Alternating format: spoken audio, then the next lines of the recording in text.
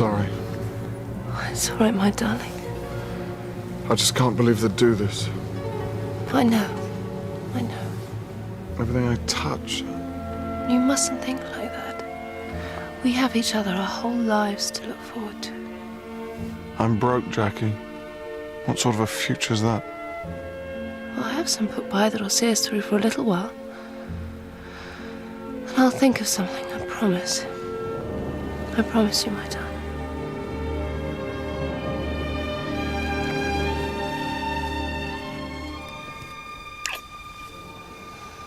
We love each other, and that's all that matters, yes. Mad about the boy.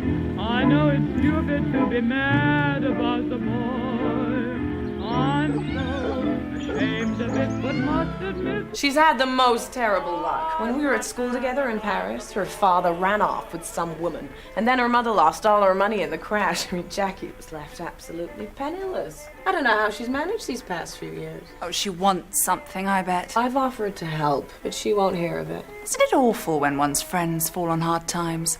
One simply has to drop them. She sounded very excited, but then she always does. It's the Latin in her. The boys are back from their ramble. England's manhood. You and Tim seem awfully close. Is there something going on that I don't know about? Oh, good heavens, no. The only woman in Tim Allerton's life is his mummy. All far too Sophoclean for my taste. And what about the good Lord? Still panting for you, is he? He's not the panting type. According to the gossip columnists, you're halfway up the aisle. Oh, no. Not yet. Not ever. Well, not him, anyway. But, darling, he's absolutely rolling. So am I. Oh, so divine. I bet these cost more than the house. Looks and money. I can't believe I like you. Joanna, darling, you don't like anyone. Don't I? Oh, well. Yes. Mademoiselle de Belfort will be here for supper. Thank you, Louise. What on earth's wrong with her? Look, her ghastly boyfriend is in trouble with the law. And can you believe she's asked me to stand bail for him? I said on no account, and that, frankly, prison's the best place for him. Oh, dear. She'll get over it. Allow me. God, I wonder what Jackie wants. The fact is, darling, I'm engaged. So that's it. Who is he? His name's Simon Doyle, and he's big and boyish and deliciously uncomplicated. He's been working in the city, and now they're, well, cutting down, so he's out of a job.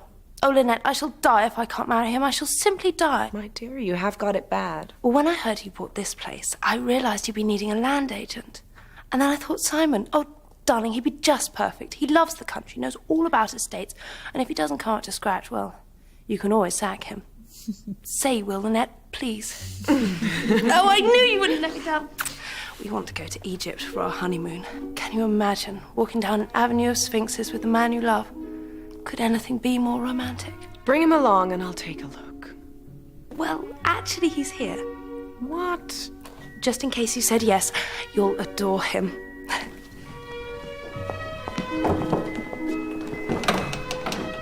Simon? This is Simon Doyle. Simon, this is Lynette Ridgway. The most wonderful friend a girl could have.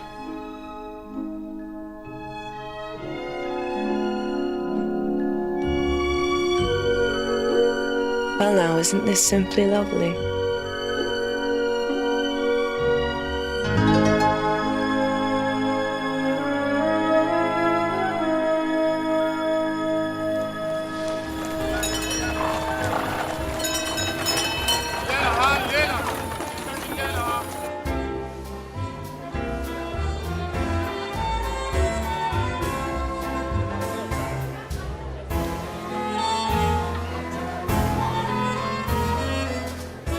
Isn't that Hercule Poirot? Do you mean that dwarfish-looking creature mincing down the stairs? Well, that's not very nice, darling. What on earth is he doing here?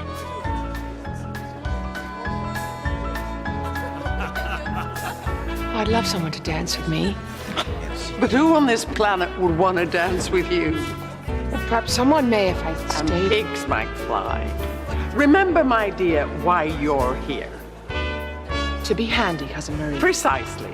After you've prepared my coucher, you may attend to my eggnog. You're not going to be grumpy, are you, darling?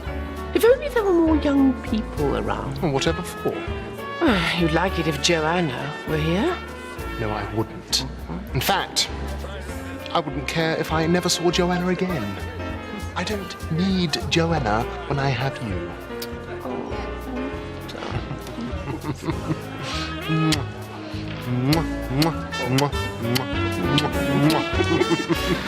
My God, did you see that? Keep your voice down. She's old enough to be his mother. She is his mother. I need some air. Merci.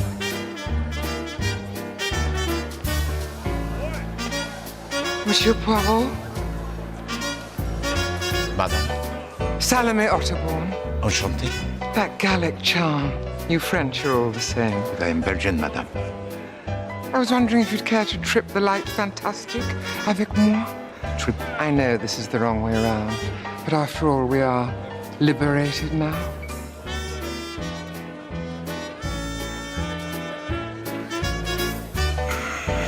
I was a great supporter of the suffragettes, you know.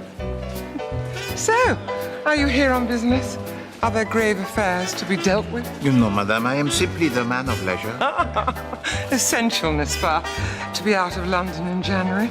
Poor man. She's got her claws into him already. I'm here for the local colour. My new book, Snow on the Desert's Face, is set in these parts. No doubt it'll cause another furore. But no matter. I speak the truth. Why is everyone so afraid of sex? The stars of the show. You'd think she'd have some sense of shame. Oh, don't be so old-fashioned. Well, she is rather lovely, I must admit. Lynette Doyle's the only heiress in England that doesn't look like a horse. Hello, Andy. Spectacular. Incredible. Seems that everybody who is anybody is in Egypt ce soir. The lure of the flesh pots, no doubt. You remember Simon? Yes. Incredible, isn't it? Millions unemployed, a lunatic about to take power in Germany, and all we read about is how some spoiled brat ditched a lord for her best friend's fiancé. Some people have everything. Depends what you think's worth having.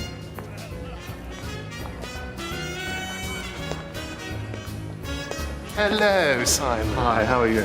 Wonderful. You look ravishing. This is Andrew Pennington, my American trustee. We just bumped into him in Cairo. Yes. Quite a coincidence. Mother, I'm sure Monsieur Poirot would like a rest. Yes. No. I think that is a good idea. Because no, please. Because my dinner seems a little reluctant to settle. No? If you will excuse me. Of course, monsieur. We shall resume très bientôt. Merci. Au revoir. Au revoir.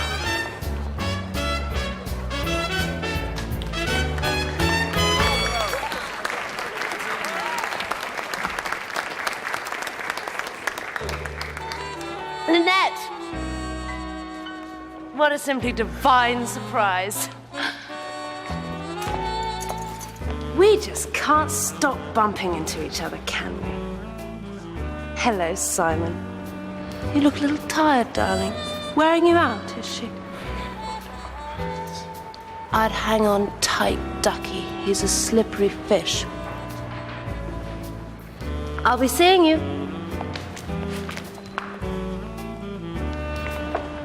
You're all right.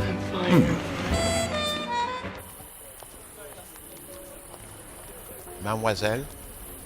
I hope my mother hasn't exhausted you. Not at all. I know how exhausting she can be. Lynette Doyle's very beautiful, isn't she? Oui, mademoiselle. And very rich, too.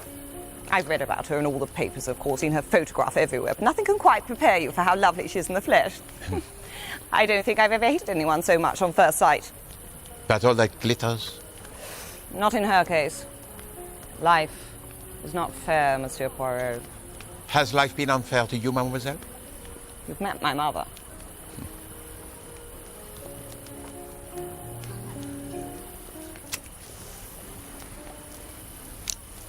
Monsieur Poirot? I didn't mean to startle you. No. But I am very anxious to speak with you. At your service, madame. You know who I am, perhaps? Oh, yes, I know exactly who you are. To come straight to the point, I am a victim of an intolerable persecution. Persecution? Perhaps if you could explain a little further? It's really very simple. Before I met my husband, he was engaged to a friend of mine, Jacqueline de Belfort. Now, they weren't remotely suited, and he broke it off. She, I'm sorry to say, has taken it rather badly, and out of pure spite, has chosen to hound us wherever we go. And you are here, I understand, on your honeymoon? That's right. Now, she first appeared in Venice, and then in Brindisi, and then in Cairo, and now here. She simply cannot be allowed to carry on like this. But she is perfectly within her rights. I'm sorry, did you not see the way she behaved just now? Oui, but she did not actually threaten you or cause you any bodily harm. No, evidently she is very much aggrieved, madame. If you're implying that I stole my friend's fiancé, then I assure you, you're wrong. She loved him, yes, but her feelings were not reciprocated. Even before he met me, he knew he'd made a mistake. But was there not a moment when you realized that you had a choice? You have everything. But your friend, from what I understand, had him only. No, pardon my impertinence, madame, but I suspect you are feeling a little guilty. Couldn't you at least try to reason with her? Madame, I am on holiday. I'm sure that we can come to some kind of arrangement. No, madame. I am sure we could not.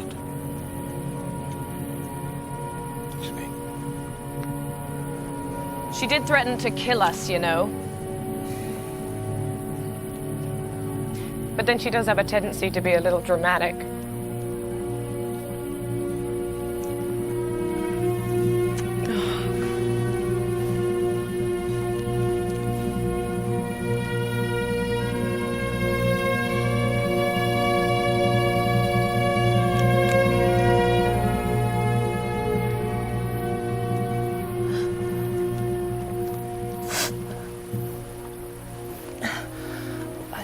Suppose you saw the little floor show.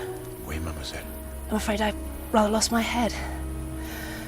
They serve the most lethal martinis in this place. Bury your dead, mademoiselle. Has Mrs. Doyle sent you? Got you on her payroll already, has she? She has approached me, that is true, but I declined. You must look to the future. Oh, she'd love that. I am thinking of you. You have before you your whole life. Simon is my life. I can see that you loved him, but... We loved each other, Monsieur Poirot. And Lynette was my best friend. How could she? It takes two. She knew exactly what she was doing, and he fell for it. One of the richest women in England. No wonder it went to his head.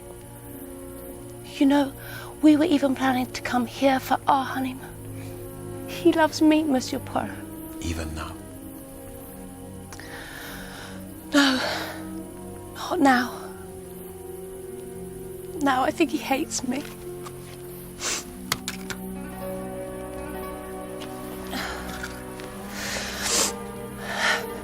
Pretty, isn't it? Quite a good shot, actually. My father taught me. I have to admit, it crossed my mind to use it.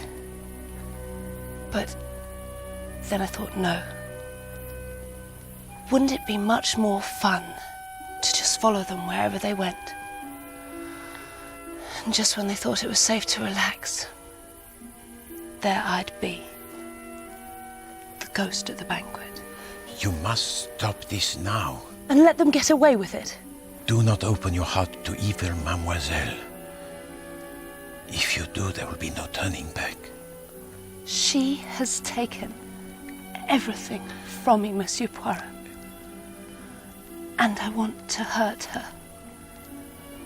To put my gun against her head and gently pull the trigger.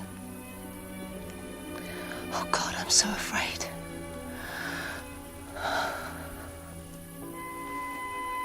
What is it? Over there. Someone's listening. I cannot see. I think they're gone. I can't do what you ask, Monsieur Poirot.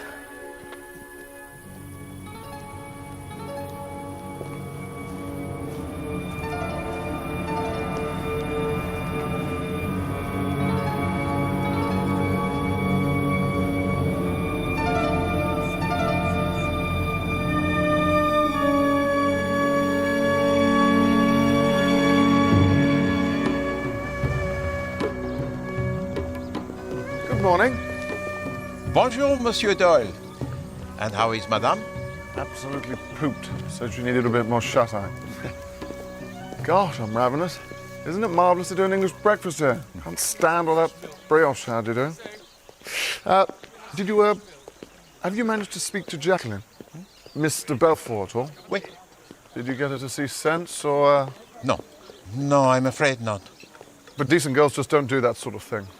She's making a complete ass of herself and playing merry hell with Annette's nerves. And yours, Monsieur? Oh, I'd like to wring her neck. Between ourselves, Monsieur, I've hatched a plan. I'm letting it be known that Lynette and I are staying put for the next couple of days, but have in fact booked us on an Nile cruise leaving tomorrow morning. Under assumed names, of course. Of course. Then we'll make it look like we're going on an excursion. The maid will take charge of the luggage, and we'll hop aboard at the last minute. And Bob's your uncle. By the time Jacqueline realises we won't be coming back, it'll be too late. So, what do you think? Good wheeze? She has the brains, Monsieur. We shall see. I myself will also be on the cruise. Really? Oui. Oh, not in any way a hope on our account? No, not at all. I make my plans well in advance. That is the way to succeed in life, n'est-ce pas? Yes, I suppose it is.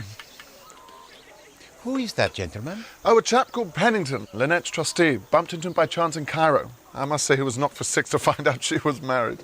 Care to join us? No. But thank you very much. Jolly nice chatting to you anyway. The devil kid in his beacon.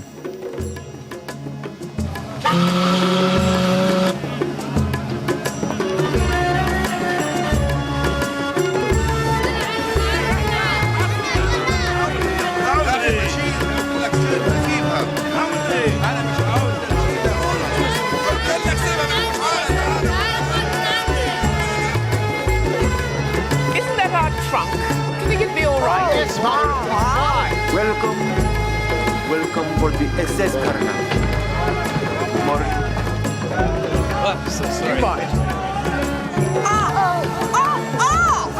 Don't let them touch the luggage. They don't wash. God, it's a floating tomb! Don't push me into the sea!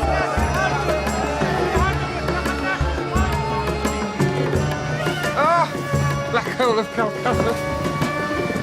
Oh, don't go on. Oh, isn't it beautiful? Where's my other luggage? I left it with the man. Merci.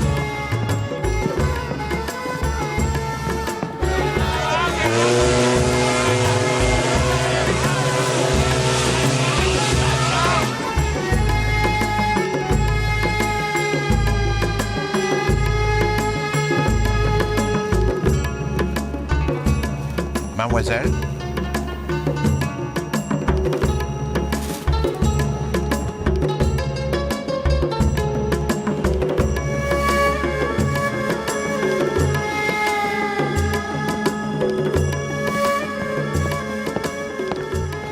There's something about this place, don't you think?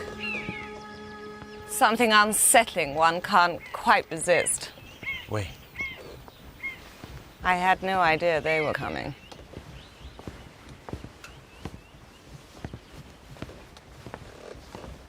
Oh, this is heaven, darling. Darling, I thought you were staying at the hotel. Well, what a hoot. I'm sure we'll have an absolute ball.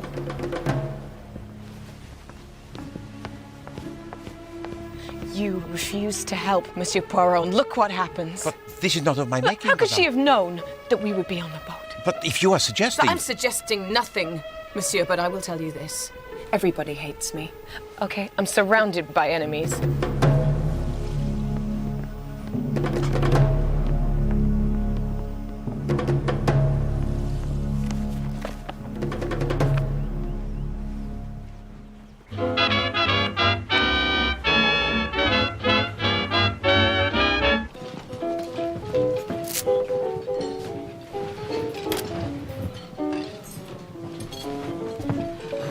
way some of them look after all we've done for them. Ah, Monsieur Poirot. Madame, Monsieur Allerton.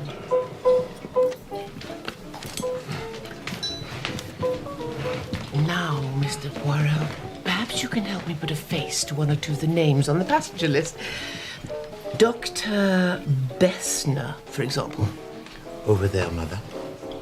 Oh, yes. The plump one with the shaved head and the Bismarck moustache. German, no doubt. No, Austrian, I believe. Oh, bosh, whatever. So, by a process of elimination, the rather glum-looking young gentleman must be Mr. Ferguson. A progressive thinker, so I understand. Rabid bullshit, more like. Now, there's someone I'd throw my cap into the ring for. Mother? Ooh, that ruthless jaw. And extremely rich, as are most people here. My, she's ugly. Like something you'd unearth on a dig. Oh, isn't she lovely? Madame. She really knows how to make an entrance.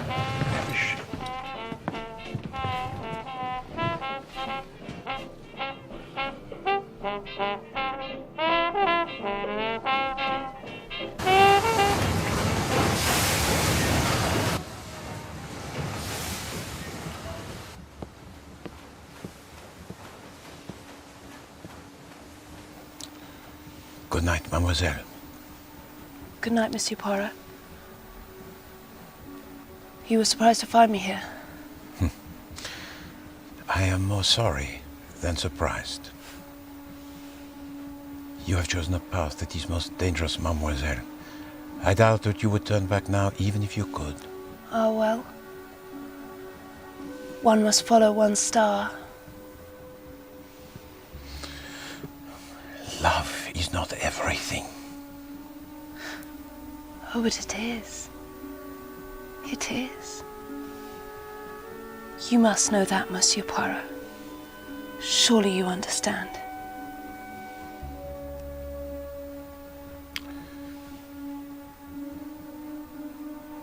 It is terrible, mademoiselle. All that I have missed in life.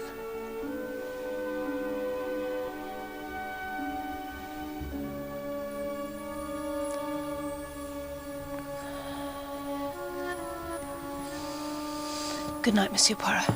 Good night.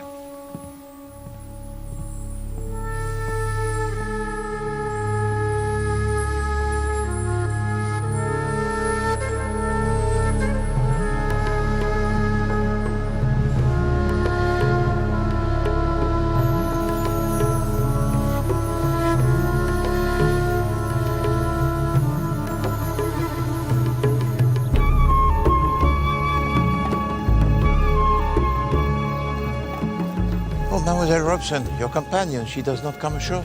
Oh, well, you see, Cousin Marie has to be very, very careful about her health. But she was frightfully kind and said it would be all right for me to come. Well, that is most gracious of her. Oh, yes, she is. It's simply wonderful of her to bring me on this trip. I'm such a lucky girl. I'd always dreamed of traveling. It's amazing. Have you ever in your life?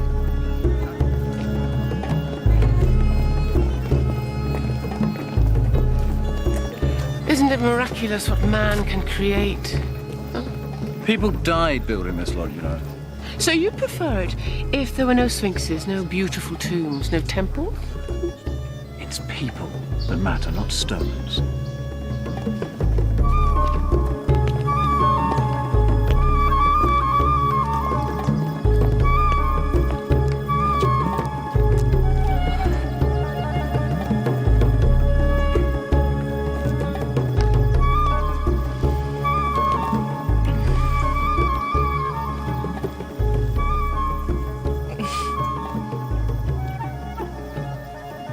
What were they actually for?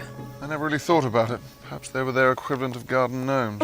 Nice try, Simon, but just a little wide of the mark.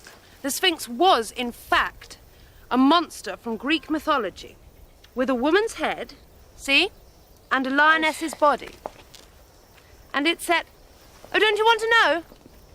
It set riddles for travellers and killed those who got them wrong.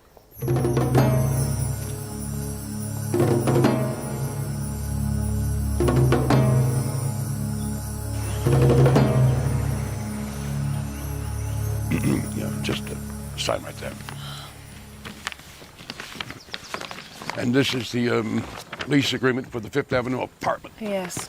Yeah, just sign right there. Yeah, it's perfectly in order. I'm sure it is, but I like to read everything. Gosh, I've never read a legal document in my life. How very slipshod of you. It's really quite straightforward, my dear. It's just a lot of legal jargon. I just sign on the dotted line. Now, that could be quite risky, don't you think? Darling, if you carry on at this rate, we'll be here all day. Why don't we do this later? I think that's a very good idea. It's getting frightfully hot up here. Where have you been? I'm so sorry, Cousin Marie. I couldn't find it. You really are a hopeless creature. I can be rather stupid, can't I? You most certainly can. Oh, you forgot your magazine. What is the point of someone like that? And that rich kid signs a few documents, then has to rest because it's so frightfully hot. And what sets you apart, Monsieur Ferguson? I make people aware. And I certainly don't swan around like a fop. Why are you actually here, Monsieur Poirot? I'm on holiday. And you? I'm studying conditions.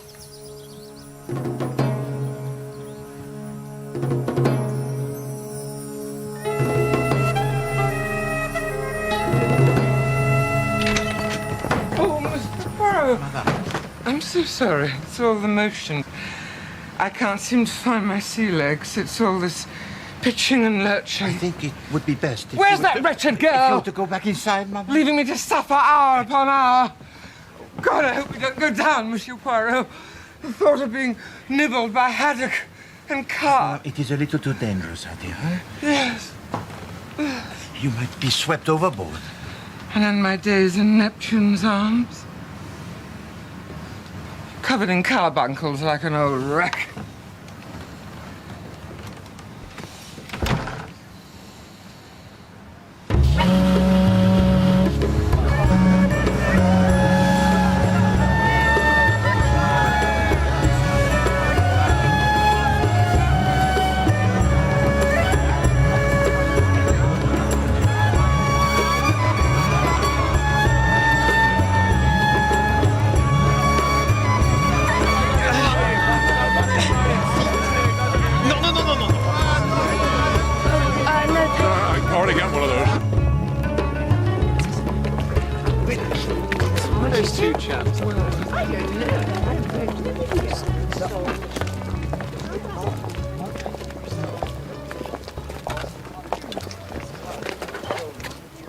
No doubt it was a pleasant surprise to run into Lynette Doyle and discover she was married.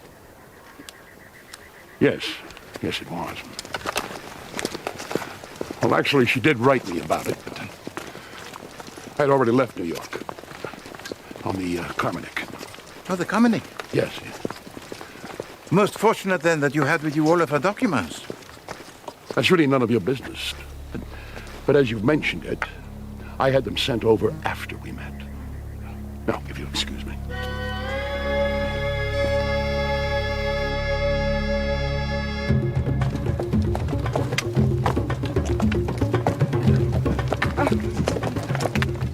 Don't fall down the hole.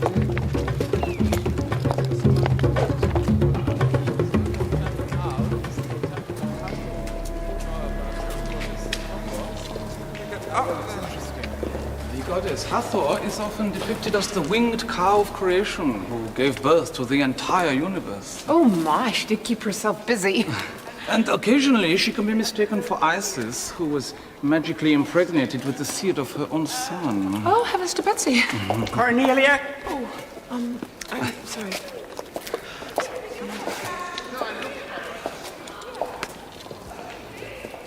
A nice, curvy girl. This is what I like.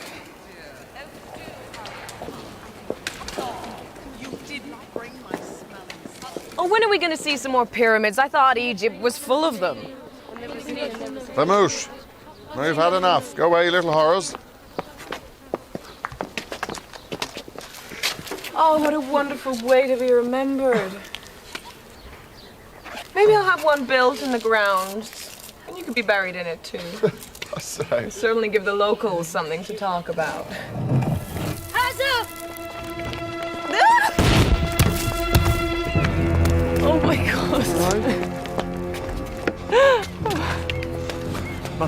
Monsieur, are you hurt? Well, isn't that fascinating? The goddess Hathor was a beautiful woman with the head of a cow. Still, I suppose it's better than being a cow with the head of a beautiful woman. This place is simply drenched in historical goodies like that.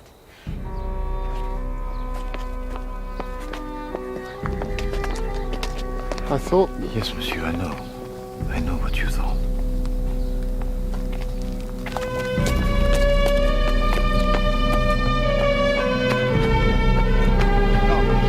Jim, what happened?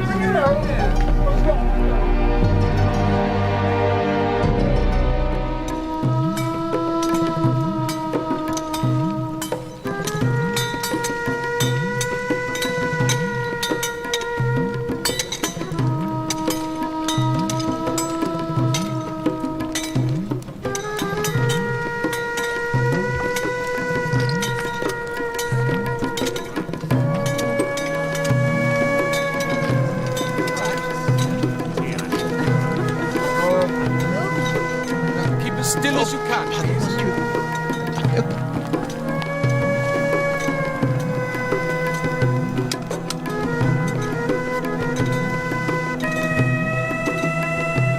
Keep still.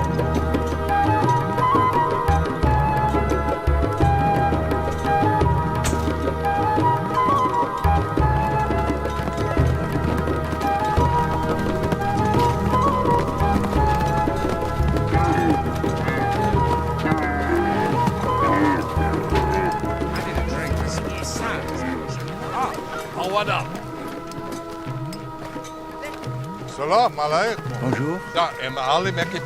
Pardon, je ne comprends pas, monsieur. And you pulled there, Poaro, you old dog. Oh, how's tricks? Colonel Race, I do not believe my eyes.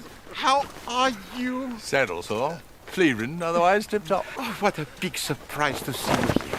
Well, I've been sorting out a few local difficulties. You know, restless natives, the odd assassination, that sort of thing. I said, that's pretty daring. Oh, merci. You know, you really must give me the name of your tailor. Where are you heading? Well, back upriver with you. With me? But will you be on the government steamer? Well, in normal circumstances, yes. But when I heard that my old chum Poaro was in the vicinity, I thought that'd be much more fun. Something always seems to happen around you. I think it might have already started, mon ami. Oh, jolly good. Wait. Madame Alata, Madame Autobahn, permit me to introduce a very old friend of mine, Colonel Ray.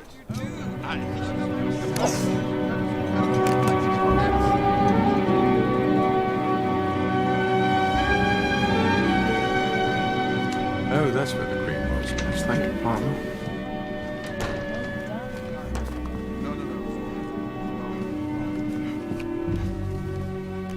Hope we get the cards this time, partner.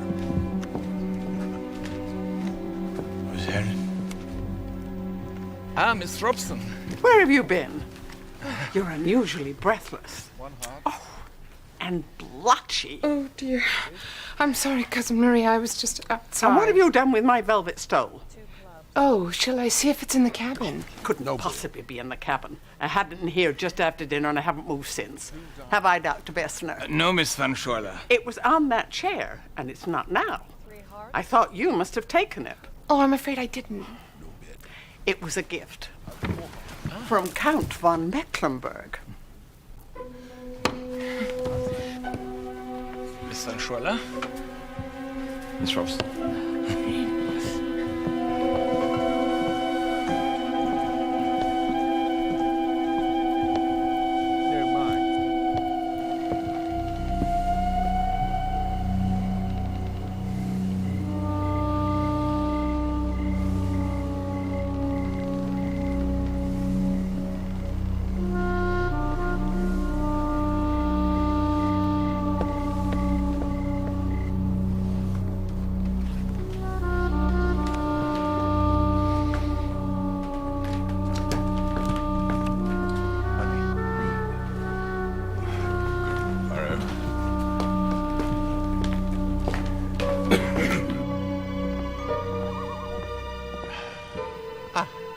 Bonne nuit, mademoiselle. You look tired, Monsieur Poirot. Oh, oui, oui, c'est vrai. It must, I think, be the heat. Bonne nuit.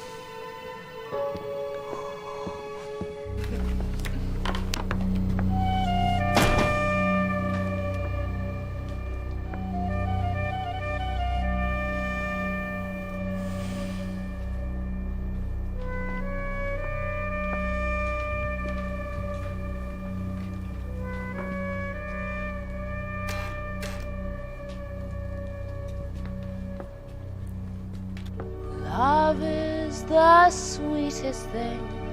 What else on earth could ever bring such happiness to everything? Love is the sweetest thing. Ba, ba, ba, ba, ba, ba. Cornelia, come and join me. Oh, well. Decided to make a night of it? Oh, no. I just didn't want to go to bed yet. It's such a beautiful night. It is lovely, isn't it? Just perfect for a honeymoon. Oh, 2 large gins. Oh, no, I couldn't. Oh, Tish. What's our score, Simon? Sorry. We made 120 below the line. Not bad looking, don't you think? Oh, well, I don't know. 30 above. You'd better watch out. There are no man-eaters around here. I'm so sorry. I'm suddenly very tired. And it is getting rather rowdy in here. Yes. Time to turn in. Are you coming, Simon? I'll just finish my drink.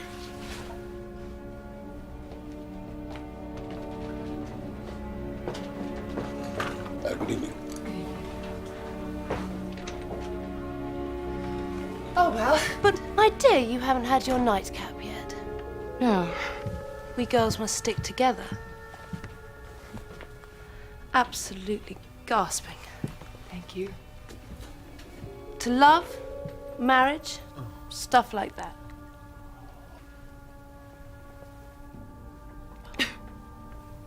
Tell me all about yourself. Oh, dear. Well, there isn't that much to tell. I live at home in Connecticut in a little place called Belfield, and it's my first trip to Europe, and I am just loving every minute of it. Oh, go on. I live with my mother, whose health is unfortunately a little delicate at the moment. She sleeps very badly, and she eats only intermittently. Some days, just a piece of fruit or 2, and other days she'll only touch cereals. Do go on. Yes, we're all ears. I must get to bed. Don't. I want to hear more. But there isn't any more. Please. Well, I love art, and I go to classes and sculpt a little and throw pots. And... Sounds a hoot. Ring the bell, Simon. It's after midnight. But I need a drink. You've had enough. So what?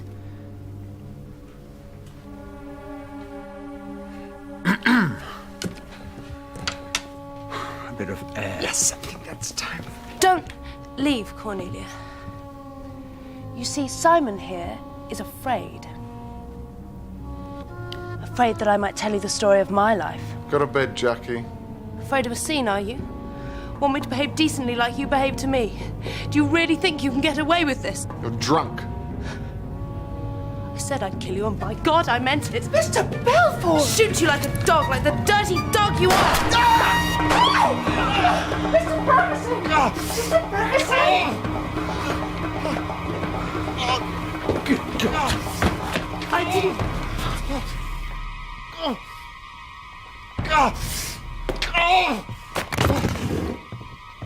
Ferguson, someone's coming. Please tell them it's an accident. It's nothing.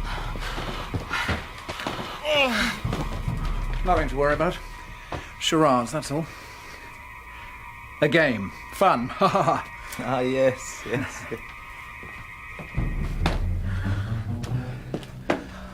Well, I don't think anyone else would have heard. It sounded like a cork popping. What have I done?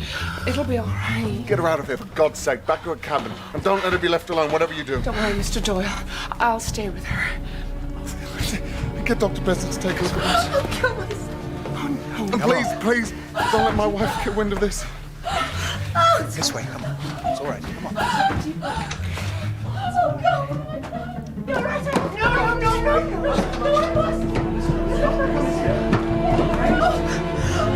His poor leg. I'm gonna bleed. Oh, God, what if he bleeds to death? Oh, Mr. Belfort, I don't think he'll do that. Let go of me. I want to drown myself. What a damn good that would be. Okay, Dr. Besson.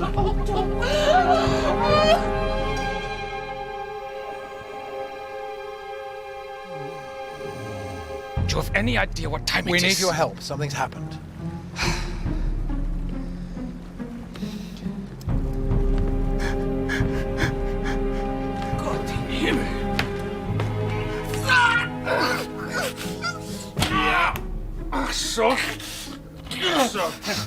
It is bad.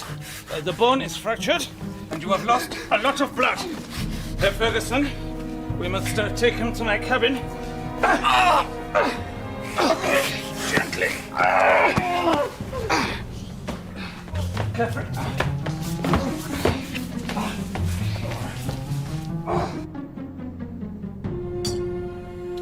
That is the best I can do. You have been a hero, my friend. Now, I will give you something to help you sleep. Has anyone told Frau Doyle? No, I can't wait till morning. You mustn't blame Jackie. It's my fault. I behaved like a cat. She didn't know what she was doing. Yeah. She might hurt herself. Someone ought to stay with her. It's all right, Miss Robson's with her. Good. Good. The pistol. Can't leave it lying around. Stewards will find it. I'll get it.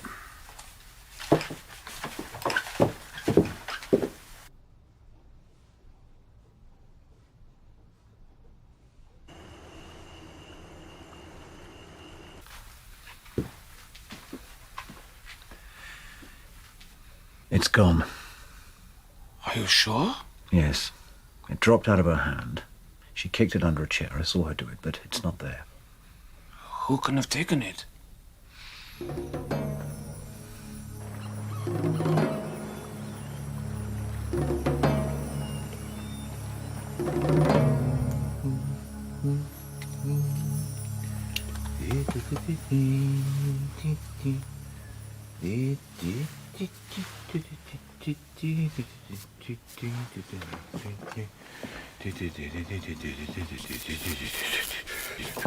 Entrez.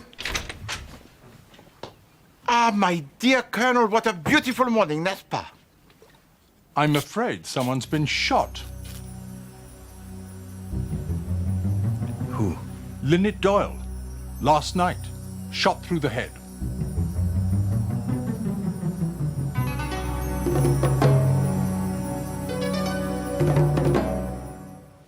The pistol was held close against her head. See?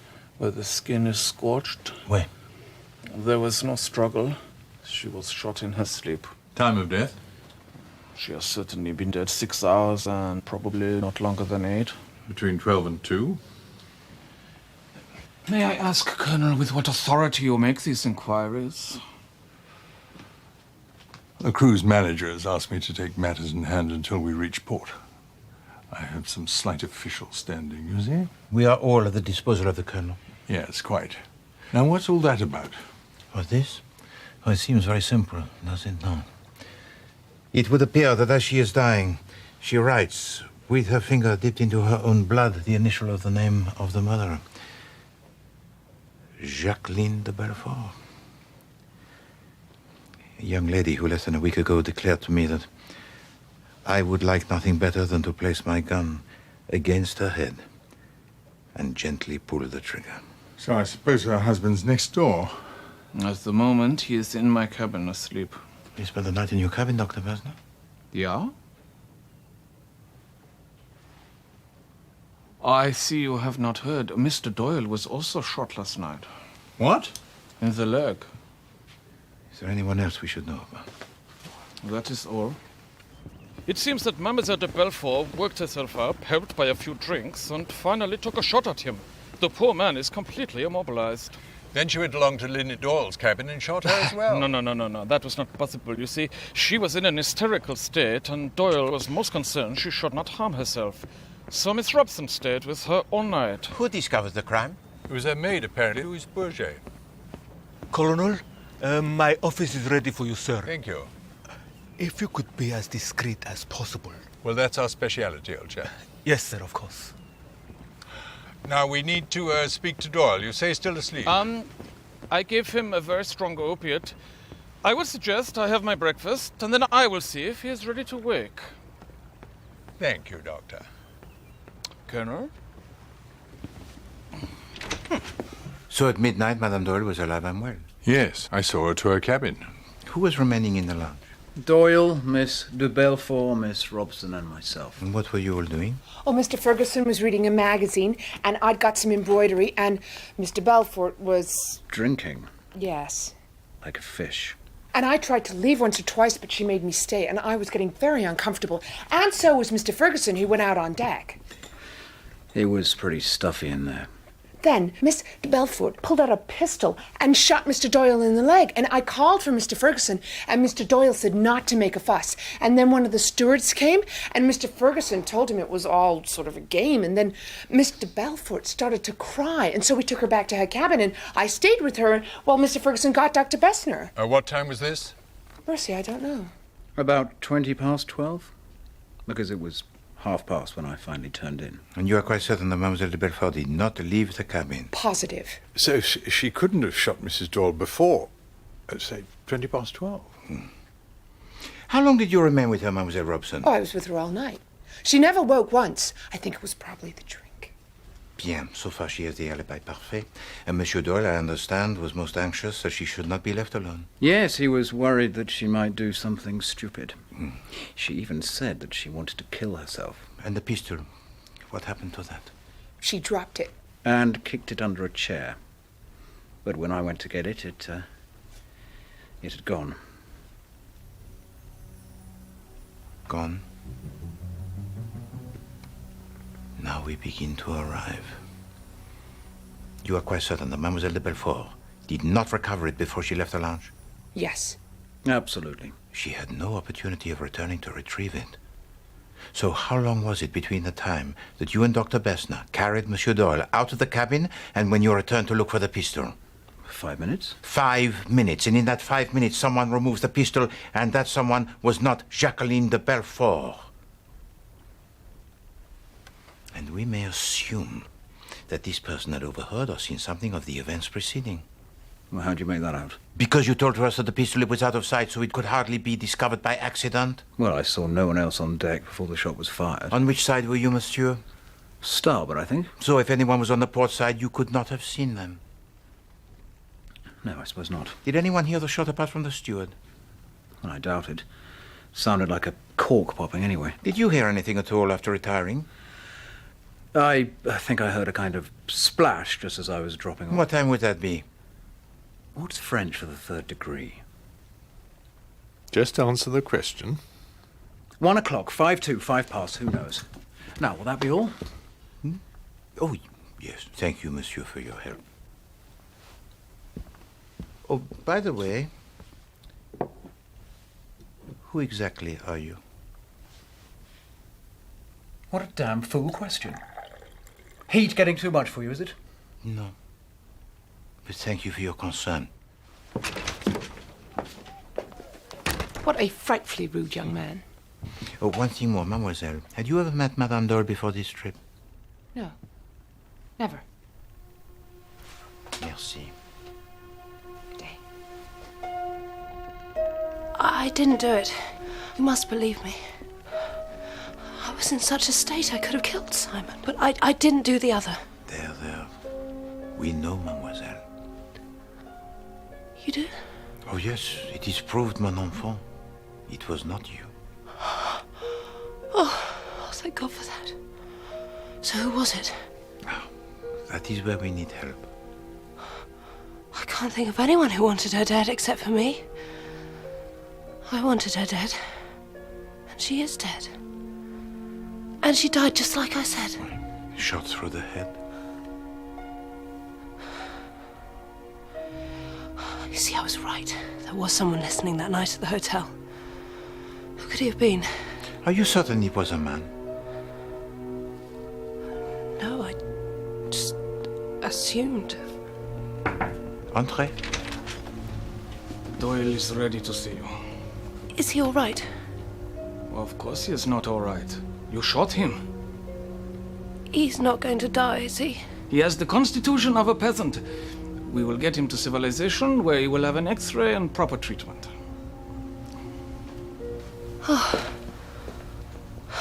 We now know that it was not Jacqueline de Belfort who shot your wife. So, can you give to us any idea who you think it might have been?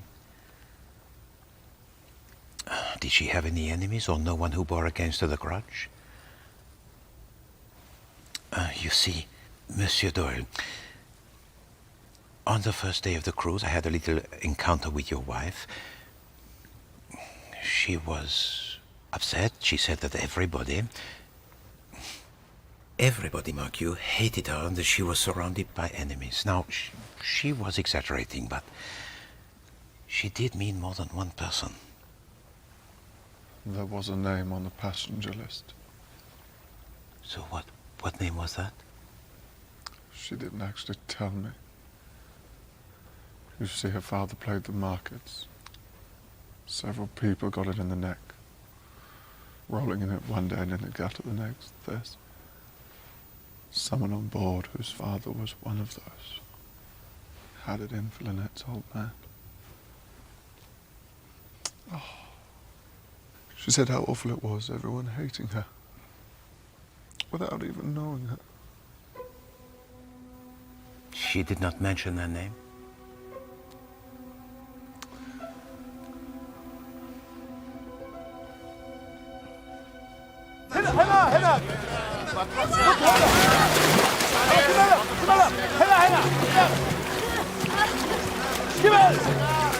Tell me, Mademoiselle Bourget, what hour was it when you last saw alive your mistress? Sometime after midnight, monsieur. What then? Then I went to my cabin, monsieur. You heard or saw nothing? How could I? Well, that is for you to say, mademoiselle. My cabin is on the deck below, on the other side. It is not possible I should hear anything. Unless I could not sleep and came back up, then perhaps I see something. This monster enter or leave my mistress' cabin, but as it is, monsieur, I implore you, you see how it is, what can I say? Calm down, for heaven's sake. You'll be all right. I'll look after you. Nobody's accusing you of anything. Monsieur is very good. Do you know anyone who had a grudge against your mistress? No, monsieur. Everybody loved her. Tell me, Monsieur Doyle, did your wife have with her on these cruise any jewelry that was valuable? Her pearls. Do you know anything about these pearls, mademoiselle? She was wearing them last night. Or did you see them when she went to bed? Yes, monsieur. Where did she put them? On her bedside table. And were they there this morning? I did not see because when I come into her room, the only thing I notice is Madame dead. Eh bien, mademoiselle, I did see. And there were no pearls on her bedside table this morning. Merci. I think I heard a splash and someone running. Or was it the other way about? Do you know what time that was? An hour after I went to bed? Or maybe more. I can't be sure. Had you ever met Madame Doyle before? No, but I'd heard a lot about her through a relative of ours, Joanna Southwood.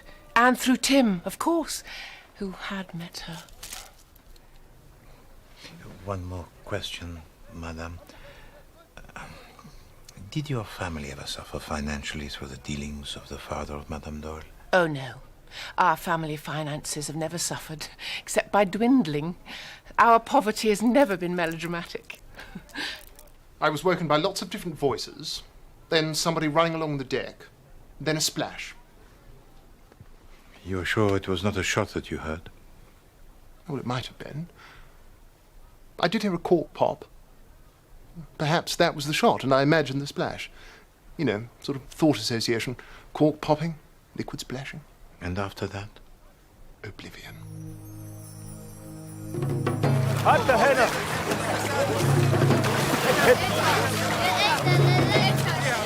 I heard somebody on deck and then a splash. Do you know what time this was? 10 after 1.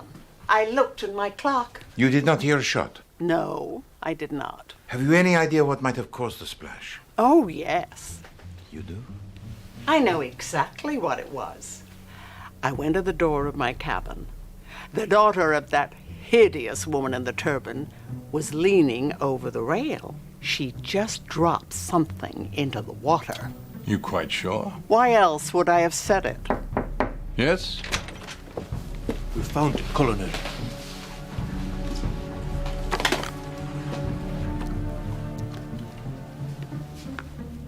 Good show. Is this the gun you saw at the hotel? Yes, it is. 2 shots fired. This must be the weapon.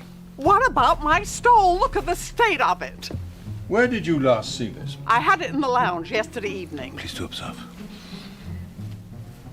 Ella. Oh! So the murderer must have used this as a silencer. The impertinence. Miss von Schuyler, would you excuse us, please?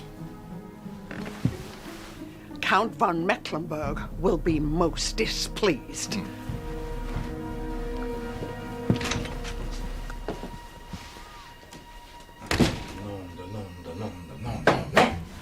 Does not make sense.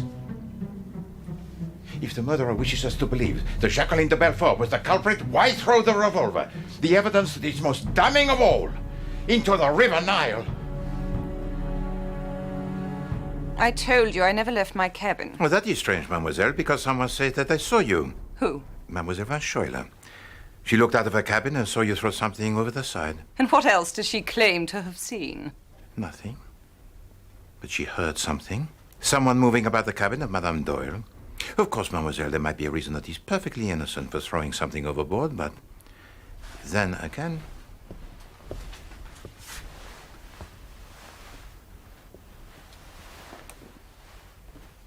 Was that what she was killed with? Oui, mademoiselle. And you think that I might have done it? Mademoiselle Van Schuyler is prepared to swear that she saw you quite clearly in the moonlight. It wasn't me. I was dead to the world, like poor Madame Doyle is now, in fact. A crime passionnel, wouldn't you say, Monsieur Poirot?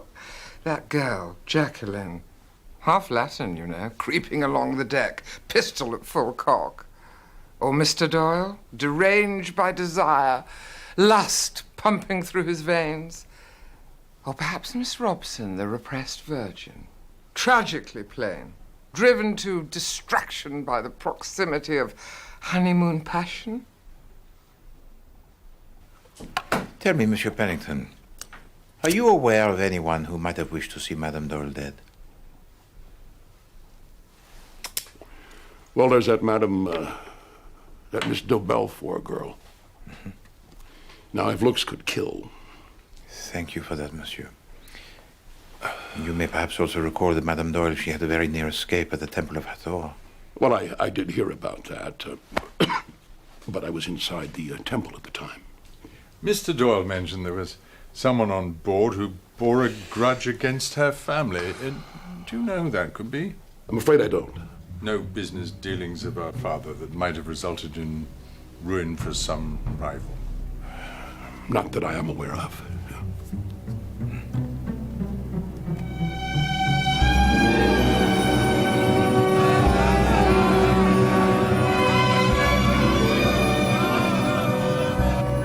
So why should the murderer take the stole before the event? After all, nobody knew that Mademoiselle de Belfort and Monsieur Doyle were going to, what, have a scene? Perhaps he found it when he went to get the pistol. Why was it not discovered when the search for it was made? No, my friend. It makes no sense. Well, don't be downhearted. We'll get to the bottom of it. Oh, I know I will. Doyle has asked if he may see Mademoiselle de Belfort. Wait, I will bring her to him. Very good. Oh. Did you know that Monsieur Pennington told to us a lie? Did he? He said that he was in the temple when the statuette fell. He was not. I had just come from there myself.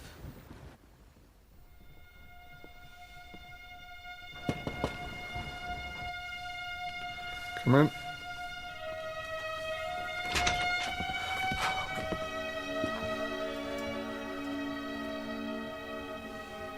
I thought you might be worrying, and I wanted you to know that it's all right. I've behaved absolutely rotten to you. Oh, Simon, I'm so sorry. I'm so sorry.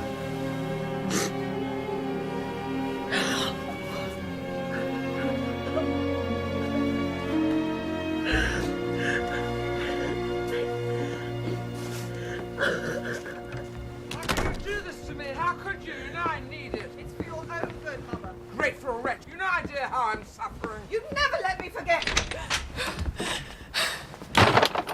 Mademoiselle, may I have a few words? I will not beat about the bushes, but your mother, she drinks, n'est-ce pas? There's no need for you to talk. When I first met you, I saw at once that you were protecting her from something, and very soon I discovered what that something was. The secret drinker with the secret cunning of the drunkard with a secret supply hidden away. I believe that yesterday you discovered her supply, and while your mother was sound asleep, you threw overboard the bottles. I am right, am I not? It all began when her books stopped selling and it hurt her dreadfully. She made a complete fool of herself. It was awful. I had to keep my eye on her all the time, and she began to hate me. Pauvre petite. Oh, don't pity me, for God's sake. I know people think I'm stuck up, and bad-tempered, but the truth is I've forgotten how to be nice. You won't tell anyone, will you? No. But now I want you to tell to me that which I need to know. At what time did you throw overboard your bottles? At 10 minutes after 1, perhaps? About that, yes. Now, as I have already told to you, Mademoiselle Van Schuyler saw you from her cabin door. Now tell me, did you see her? No, I didn't. I looked along the deck, out to the river. But did you see anyone when you looked along the deck? Anyone at all? No. I saw nobody. Merci.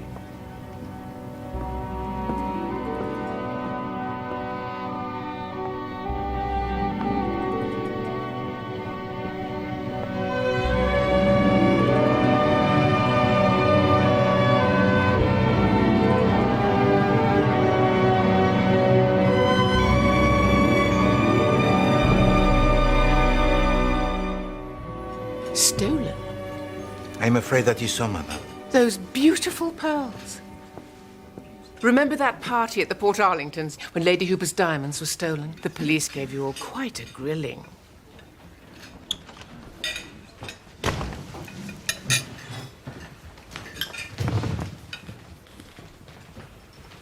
Poor child.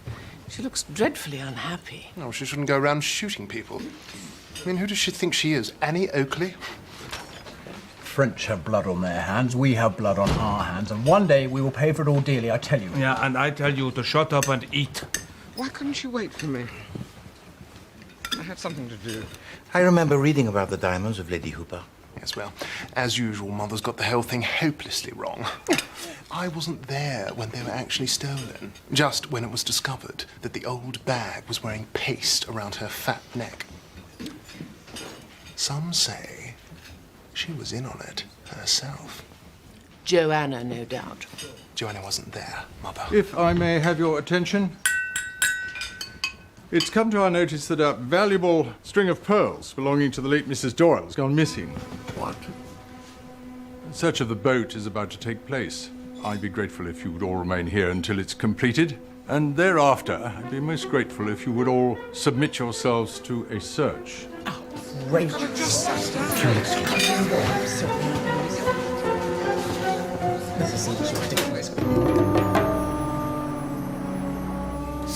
there is a lady who says it is urgent she should speak with you. Bring her in. Please.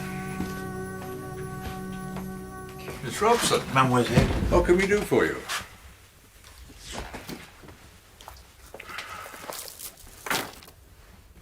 You took them. No, I didn't. Cousin Marie did. Mademoiselle Van Schuyler? She can't help it. It's her little idiosyncrasy. That's why I'm here, to keep an eye on her. Where did you find them? They were in her stockings this morning. That's where she usually hides things. I knew whose they were, of course, so I went along to return them, but there was a steward on guard who told me about the murder. I've been in an absolute state all morning. The Van Schuylers, you see, are very particular. I mean, it would never do if this got into the papers. But it won't, will it? Well, that depends, Miss Robson. No. We shall do our very best for you, of course, mademoiselle. Thank you so much. Please. Thank you, monsieur.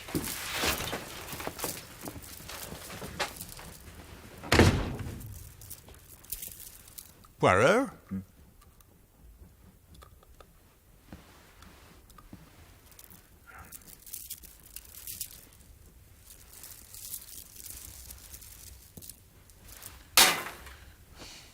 Imitation, my friend. Now we begin our search for the real thing.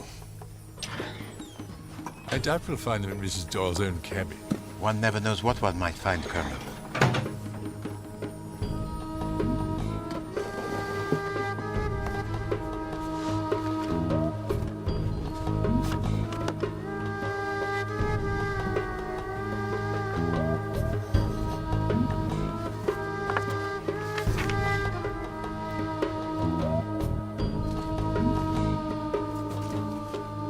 That's Capital. Conrad Ferguson's a Bolshevik. I always knew there was something fishy about the chap.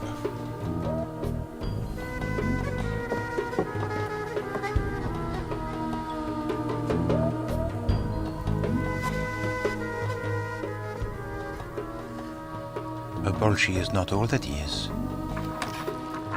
Monsieur Allerton, it would seem, is most religious.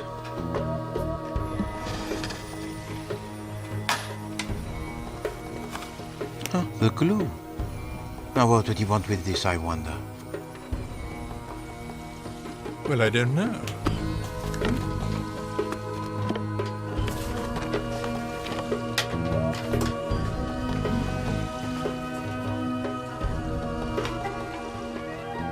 Monsieur Pennington, SS Normandy.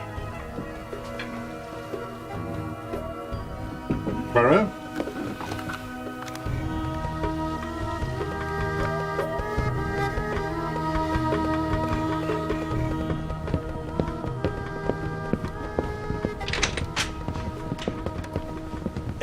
The passengers have been searched, sir. And? Nothing, except for Miss Rosalie Otterburn. There was a small revolver in her handbag. So how did she react? She did not notice. I have my back turned to her at the time. And still there is one person we have not searched. Who's that? The maid, Louise Bourget. We cannot find her anywhere.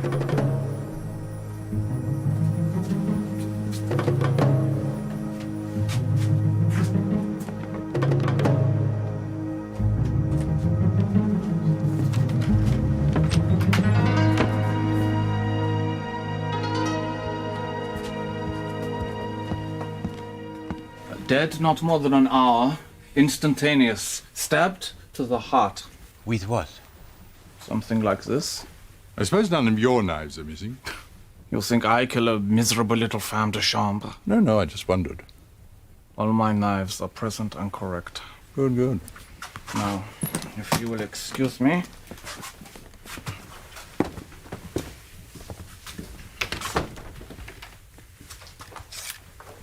She was holding this. It's the corner of a 1,000-franc note. And what did she say when we questioned her? It is not possible that I should hear anything unless I could not sleep and came back up. Then perhaps I see something. This monster enter or leave my mistress's cabin. And that is exactly what happened. She did return to the top deck. She did see someone enter or leave the cabin. Blackmail? Yes, so the murderer enters, gives to her the money, and while she is counting it,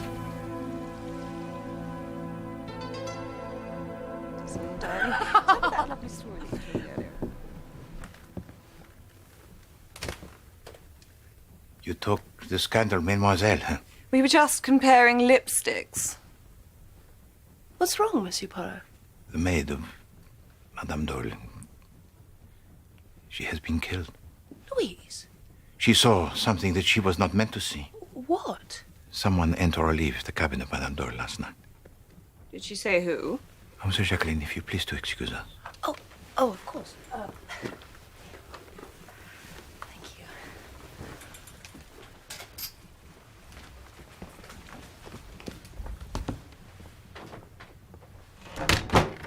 Why did you not tell to me the truth? I have. No. You did not tell to me everything that you saw last night, and you did not tell to me that you have in your handbag the little revolver. I don't.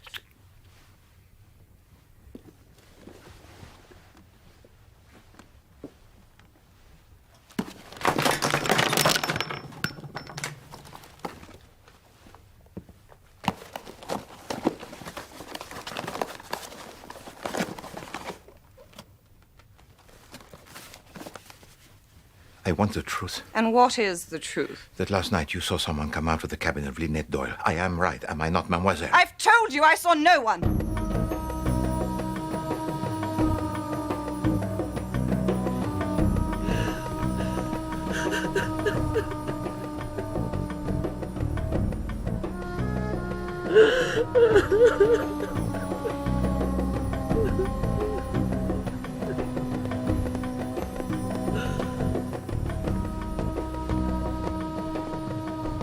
You're not thinking of jumping in, are you, old chap? Why would I want to do that? Just when things begin to fall into place. Just a few questions, that is all, Doctor. I return in 3 minutes, then positively you go. Merci. I will not detain you for long, Monsieur Doyle. So, what is it? Monsieur Poirot! Monsieur Poirot! Oh, Monsieur Poirot, I must speak with you. Excuse me. I have vital information. I know who killed Lynette Doyle. What? Yes, and I have evidence to prove it. Oh, but s'il vous plaît, madame. Merci. My theories about primeval urges are completely vindicated. You will agree that whoever killed Louise, what's her name, also killed Lynette Doyle? I saw the person with my own eyes. You saw the person who killed my wife? It was just before lunch. I had an arrangement with one of the ship's personnel to get me something I needed. We were to meet on the lower deck. As I walked along, a cabin door opened and this girl, Louise... Budget, popped her head out. I think she was expecting someone, but when she saw it was me, she darted back inside. I thought nothing of it, of course, went along, got from the man and started back. Just as I did, I saw someone knock on the maid's door and go inside. Yes? Yes! But who was it? Oh, didn't I say? It was... Oh.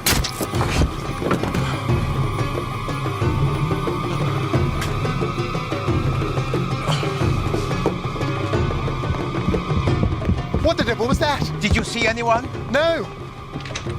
That's Pennington's gun. I saw him cleaning it the other day.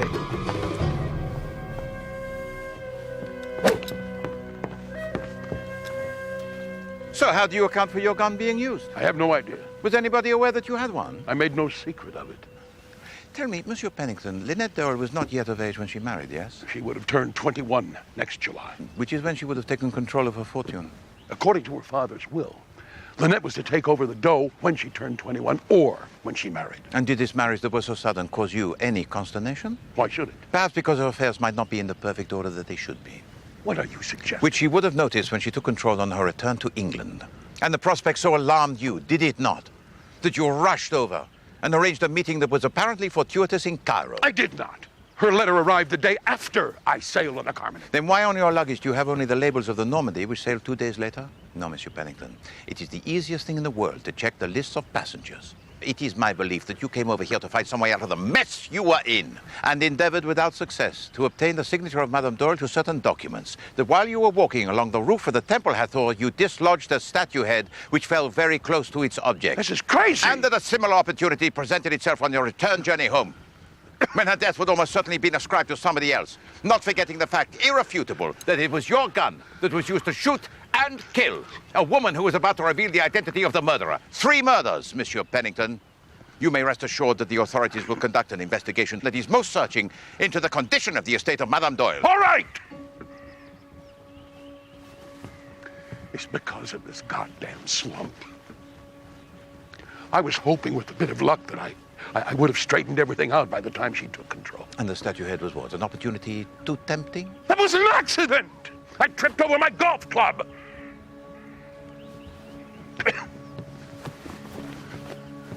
And I didn't kill her either!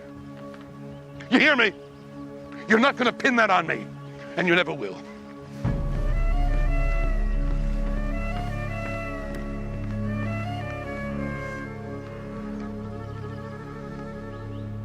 A spoiled brat, a domestic parasite, and a drunken old bag. Who cares whether they're dead or not? You really are the rudest man. It's the future that matters, woman, not the past. Have you ever considered for a single second that somebody somewhere might be grieving for that poor maid, or how distraught Rosalie might be? And as for Lynette Doyle, well, she was just so beautiful. Unbelievable, isn't it? Did you know that Cornelia's father was practically ruined by Lynette's old man, and all she can say is how beautiful she was? Incredible. I thought you said it was the future that mattered, not the past. Touché.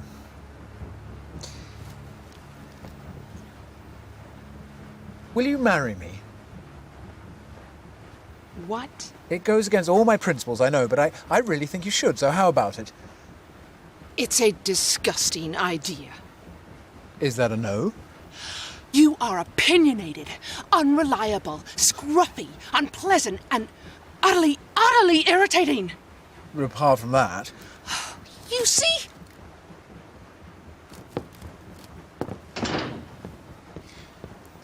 Definitely smitten, I'd say. I think I'll have a word with the old crow.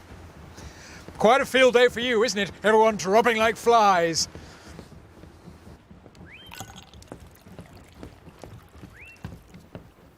Good afternoon. To come straight to the point, I want to marry your cousin.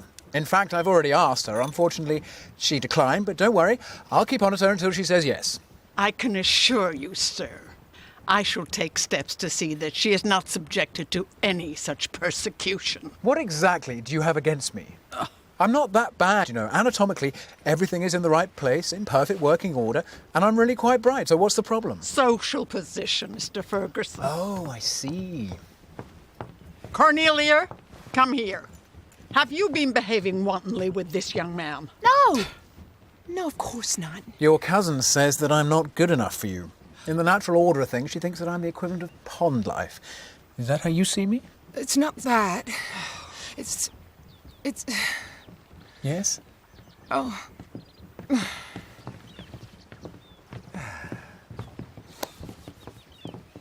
Isn't she wonderful?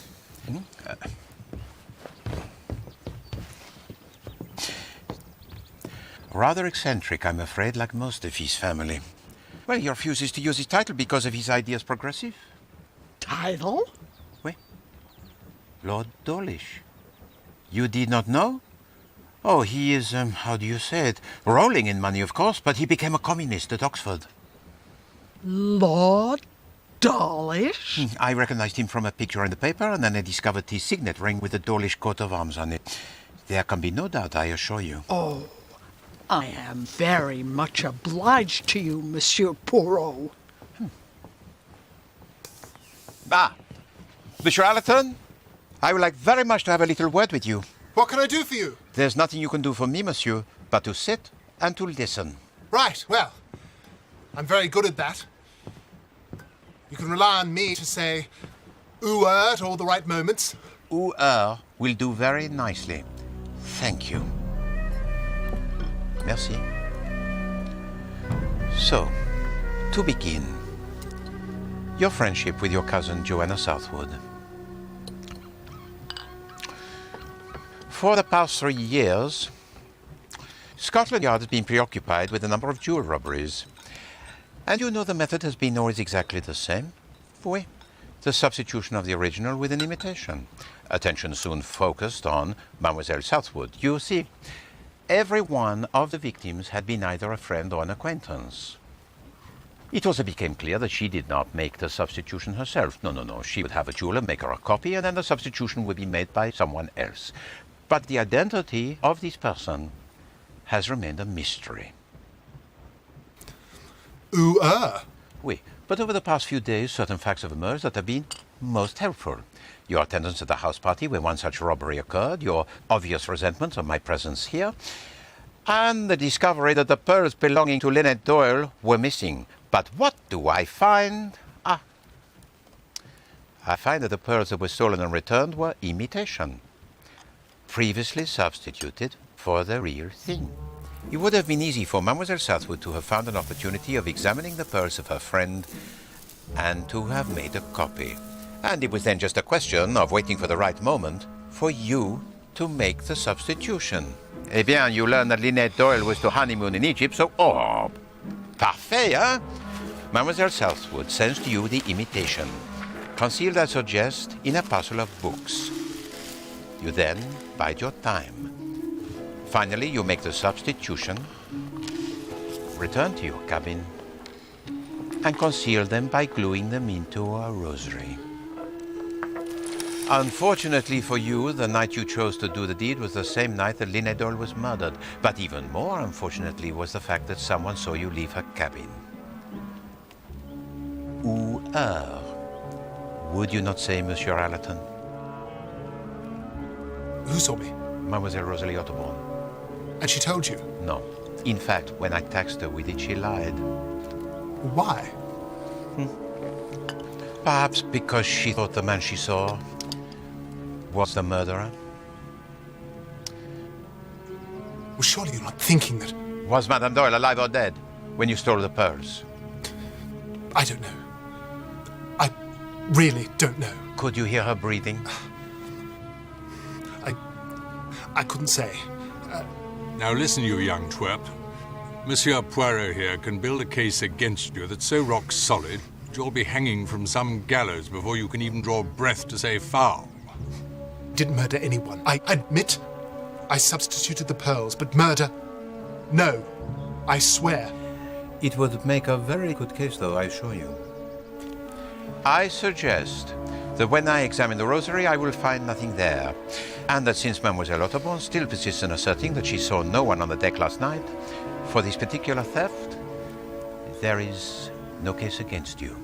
The pearls were taken by a kleptomaniac who has since returned them.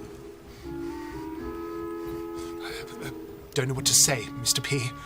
Under the circumstances, Mr. A, I would suggest that this is no bad thing.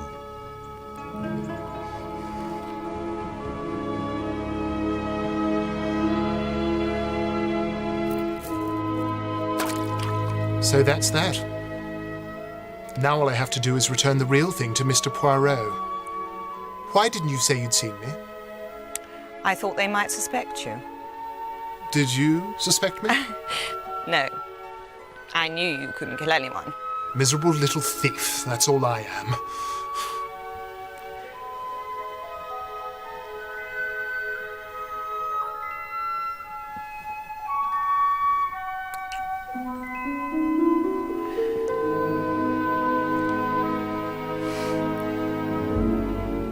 Barking up the wrong tree, I'm afraid.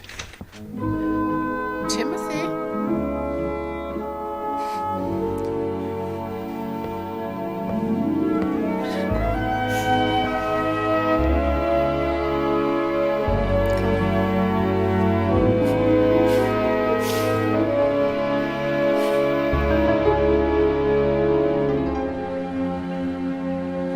Mademoiselle, Messieurs, I am pleased to inform you that the picture is finally complete. Eh bien, where to begin, huh?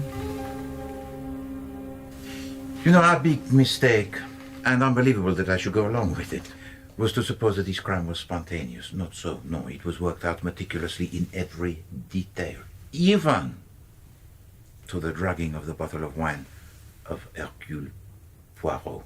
I was put to sleep so that there should be no possibility of my participating in the events of the night. So nothing easier than to place the narcotic into my bottle of wine, which stands on the table in the dining room.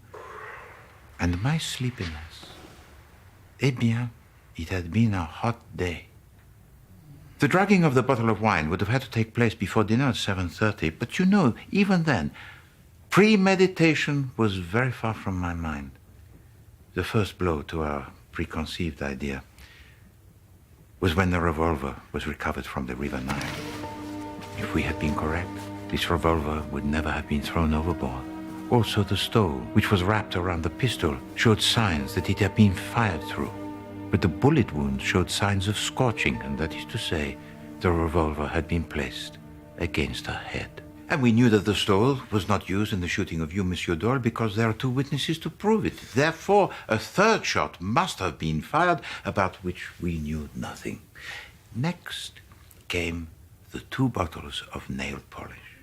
Madame Doyle always painted her nails cardinal, a red color that was deep and dark. The other bottle was rose, a shade of pink, but the few drops that were remaining were of bright red. And instead of the usual odor of pear drops, this bottle smelt of ink.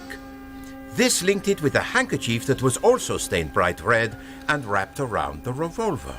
Then an event occurred which rendered all doubt superfluous. When I asked Louise Bourget, the maid, if she had seen anything, she said, It is not possible I should hear anything. Unless I could not sleep and came back up. Then perhaps I see something. This monster enter or leave my mistress's cabin. Yes, but why say this to us? If she knew who was the murderer, why not tell it to us? Or hold her tongue and demand money from the guilty person, but she does neither. Why? There can only be one reason. Because she was hinting to the murderer. Therefore, the murderer must have been present.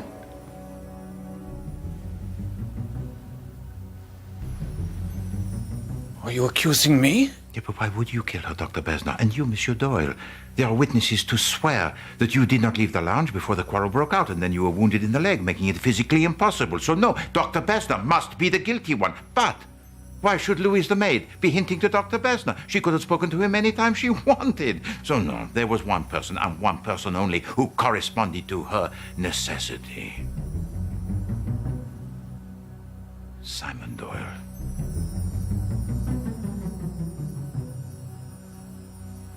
I say. Poppycock, absolute poppycock. You are being attended to constantly. She might not get another chance. Monsieur, I implore you. You see how it is. What can I say? Calm down, for heaven's sake. You'll be all right. I'll look after you. And that was the assurance that she wanted, and she got it.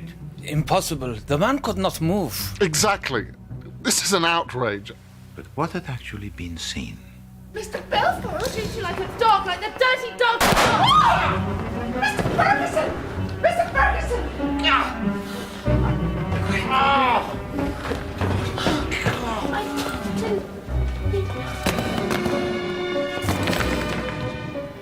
And what then? Get her out of it, for God's sake. Back to the cabin. And don't let her be left alone, whatever you do.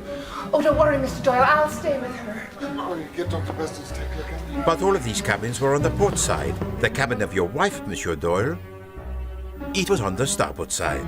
So this was your only chance, and a few minutes is all that you needed. You see, what had been witnessed was not what actually happened.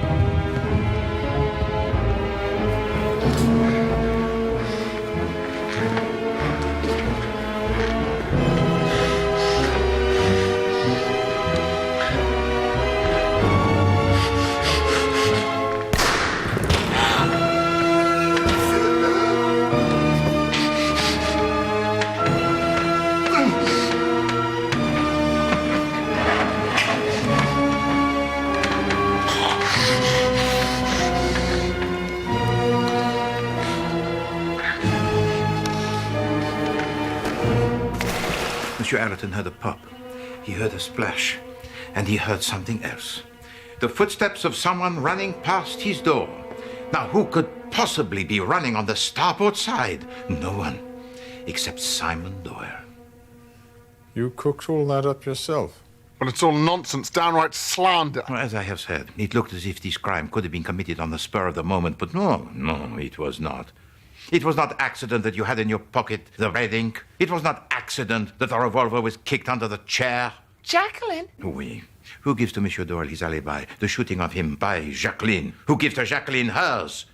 You, Mademoiselle Robson, staying with her all of the night at his insistence. Oh, the two halves of the murder with all the qualities required. The cool, resourceful planning of Jacqueline, and the man of action to carry it out. They had been lovers, realized that they were still lovers, and it all makes sense. But then, your plan goes horribly wrong, does it not, Monsieur Doyle? For Louise the maid sees you and hints to you that she requires the money for hushing her up. You manage to inform Jacqueline, tell to her where Dr. Bessner keeps his scalpels.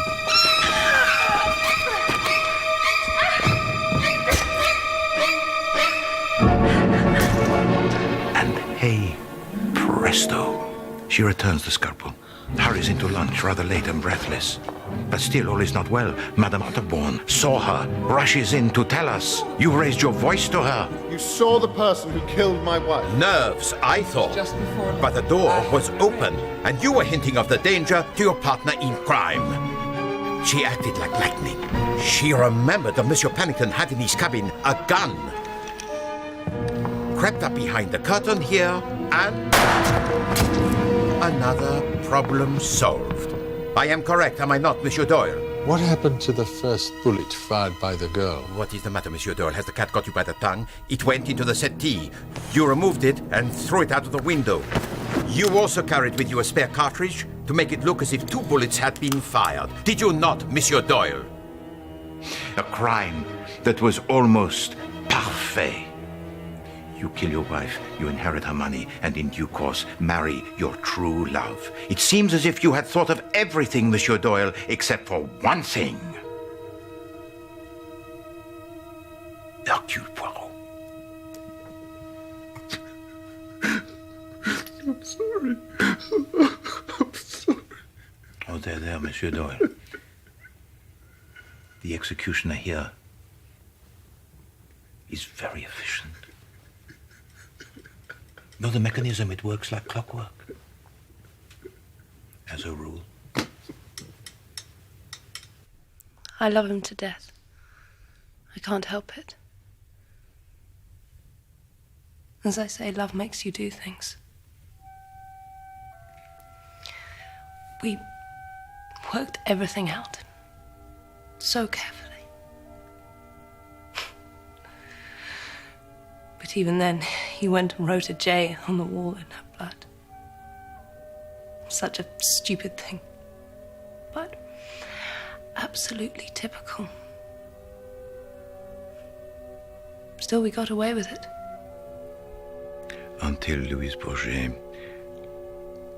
how do you say, put a spanner in the works. So I can't believe I did that. And then Madame Otterbourne. It's so dreadfully easy, killing people, Monsieur Poirot. You begin to feel it doesn't matter.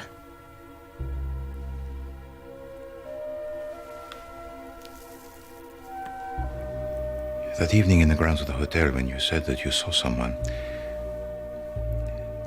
there was no person there, was there?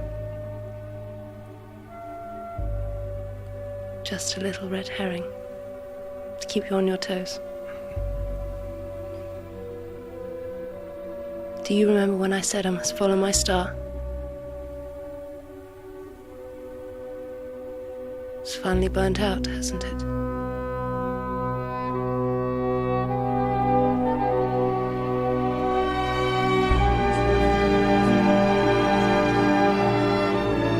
Monsieur Pennington, you must be happy to return home. I'm not sure I've got a home to go to. But thanks for asking. Sure he'll get by. Oui. Mademoiselle? Monsieur Poirot, wonderful news. I've decided to get married. Oh, news that is most wonderful indeed, mademoiselle. Who is the lucky man? Dr. Bessner. Bessner? He asked me last night. He's so kind, and he says I can help him in his work. He's going to teach me all about neuroses. May I offer you my congratulations, mademoiselle? Here. Thank you. Have you told this news to your cousin? Oh, yes. She's absolutely thrilled. And Dr. Besna, I offer you my congratulations also. Danke schön. We are very happy. Yes. Colonel. Dr. Besna. I am sorry. Yes, well, I'm not very experienced in these matters, you see. I thought I'd struck gold. It happens. Monsieur Ferguson. More often than one might suppose. Goodbye. Au revoir. Colonel.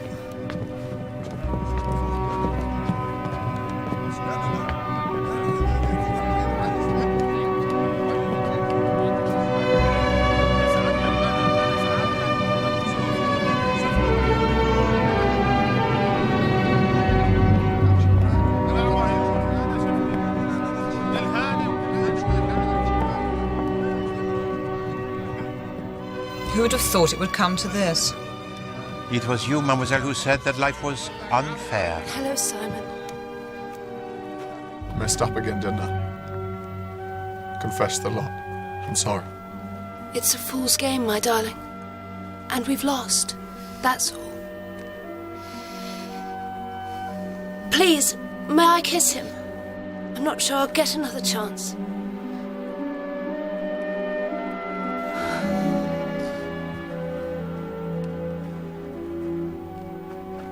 Goodbye, my darling. You know how much I love you.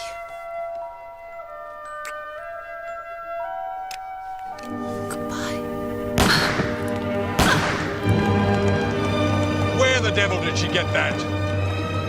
She had 2 of them. She slipped it into your handbag, mademoiselle, on the day of the search and retrieved it later when she visited your cabin. You knew? It is not always that simple. Love is the sweetest thing. What else on earth could ever bring such happiness to everything as love goes story? Whatever hearts may desire, whatever life may send, this is a tale that never will tire. This is the song